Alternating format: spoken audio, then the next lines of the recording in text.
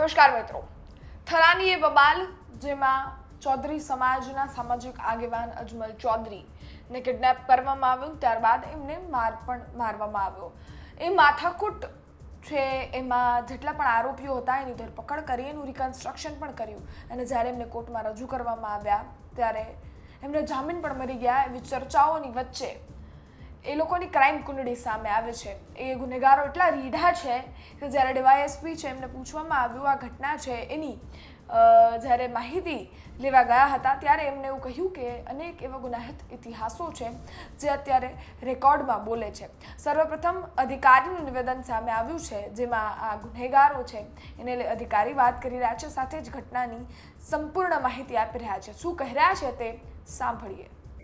Thara police સ્ટેશનની હદમાં જે અપહરણની ઘટના બનેલી હતી, જેમાં ભોગ બનનારની ફરિયાદ નોંધવામાં આવેલ છે અને પોલીસ દ્વારા સખ્ત કાર્યવાહી કરવામાં આવેલ છે, જેની અંદર આ ઘટનાની અંદર જે આરોપીઓએ ગુનો આચરેલો હતો તે પૈકીના 3 આરોપીઓની ધરપકડ કરવામાં આવેલ છે. આ ગુનાની અંદર અપહરણ, લૂંટ અને ગેરકાયદેસર મંડળી અને રાયોટિંગનો ગુનો દાખલ કરવામાં આવેલ છે, જે હથિયાર બતાવવામાં આવ્યું હતું, જેથી હથિયારબંધીની પણ કલમ લગાવવામાં આવેલ છે. આજરોજ આરોપીઓને અટક કરી નામદાર કોર્ટમાં રિમાન્ડ માટેની કાર્યવાહી કરવામાં આવેલ છે. આજે આરોપીઓ છે કે અગાઉની કોઈ સ્ટીકરી સામે આરોપીઓનો ગુનાહિત ઇતિહાસ ચેક કરતો તેઓ વિરુદ્ધમાં અગાઉ ગુના દાખલ નાના મોટા થયેલા છે, તે હકીકત રેકોર્ડ પર આવેલ છે. આપણે સાંભળ્યા અધિકારીને જેમણે સમગ્ર જે ઘટના છે એની માહિતી આપી, સાથે જ આ જે આરોપીઓ છે 3 એ લોકોની ધરપકડ પણ થઈ હતી, રિકન્સ્ટ્રક્શન પણ થયું હતું, એ પણ આપણે દ્રશ્યો જોયા, એની પણ વાત કરી. પરંતુ ત્યારબાદ એવી ચર્ચાઓ વેગવાન બની કે એમને જામીન પણ મળી ગયા અને બહાર પણ આવી ગયા. હવે આ ચર્ચાઓની વચ્ચે અધિકારીનું નિવેદન સામે આવ્યું ને અધિકારીએ આ જે 3 આરોપીઓ છે એને લઈ અને એમની ક્રાઇમ કુંડળીને લઈ વાત કરી. અને એક એવા નાના મોટા ગુનાહિત ઇતિહાસો છે જે આ લોકો કરતા આવ્યા છે, એટલે આ લોકોનામાં શરમ છે કે ન આવનારા સમયનો ભય છે. ખેર, હવે એ લોકોને કઈ રીતે એની લાઈનમાં લાવવા અને સાથે જ કઈ રીતે એમની સીમાઓ બતાવી પોલીસનું કામ છે અને કદાચ સારી રીતે કરશે એવી અપેક્ષા પણ છે.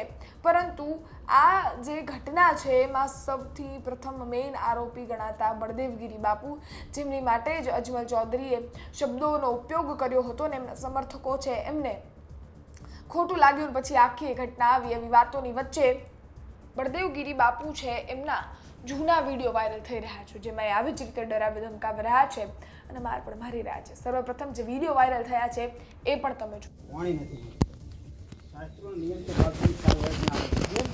બરાબર 2 મિનિટના બોલી દો તમે. મારા ગુસ્સે થઈ ના બોલો, આનંદથી બોલો. તમારું આનંદથી બોલો.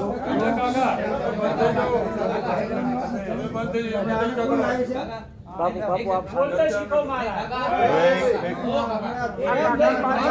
એ કાકાને બહાર બેસાડો તો બહાર બેસાડો કાકા.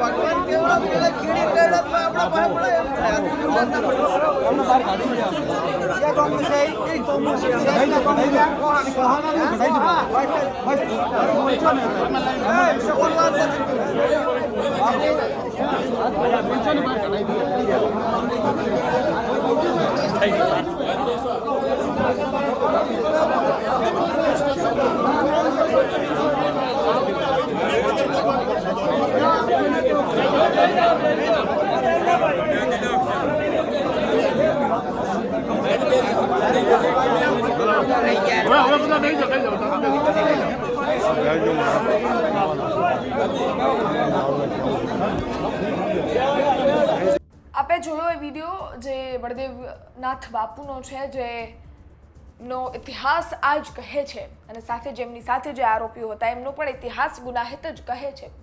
સવાલ એ છે કે આ બધી જ વસ્તુઓ થઈ અને આ બધી જ વસ્તુઓમાં એફઆઈઆરમાં બળદેવનાથનું નામ કેમ નથી, અને એ જ સવાલ અજમેલ ચૌધરી પણ પૂછી રહ્યા છે. હવે આ એફઆઈઆરમાં એમનું નામ આવે, એમની ઉપર એક્શન્સ કઈ રીતે લેવાય છે અને શું આ સમગ્ર ઘટનામાં આગળ અપડેટ આવે છે એ તો આવનારો સમય બતાવશે. પરંતુ આ વિડીયોને લઈ, આ માહિતીને લઈ આપનું શું માનવું છે કમેન્ટ કરો. ફરી મળીશું, ત્યાં સુધી ગુજરાત તક જોતા રહો. માહિતી પસંદ આવતી હોય લાઇક શેર કરી દેવો વિડીયો, સાથે જ ચેનલને સબસ્ક્રાઈબ કરી દો. આવા વિડીયો તમારા સુધી નોટિફિકેશનના સ્વરૂપે પહોંચતા રહેશે. ધન્યવાદ.